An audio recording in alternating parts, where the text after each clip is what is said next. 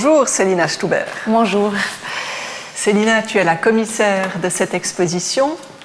Tu joues volontiers aux jeux vidéo.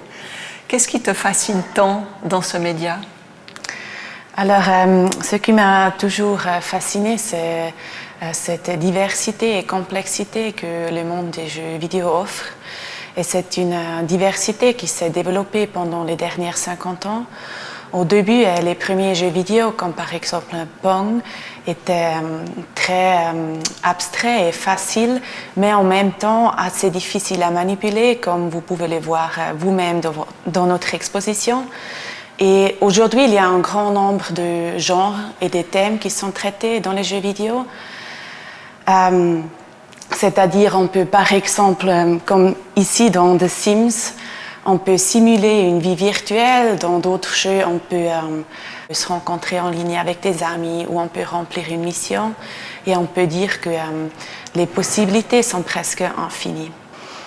Et dans notre exposition, on montre une partie de cette diversité. Et il y a une douzaine de stations de jeux où on peut jouer soi-même et découvrir ces mondes des jeux vidéo.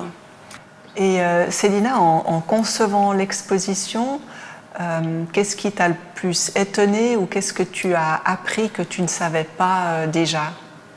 Alors, il y a de nombreux aspects que j'ai appris en travaillant sur cette exposition.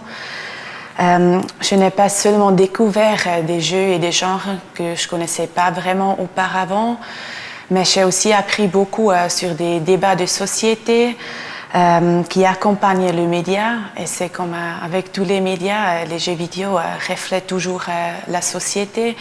Et pour moi, ça, c'était vraiment un point qui était très intéressant à étudier. Et au même temps, ça m'a surprise de quel point le développement des jeux vidéo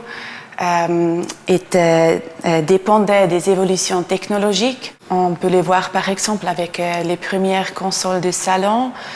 C'était seulement possible de les construire grâce au développement du microprocesseur, ce qui a permis de construire des ordinateurs plus petits et moins chers.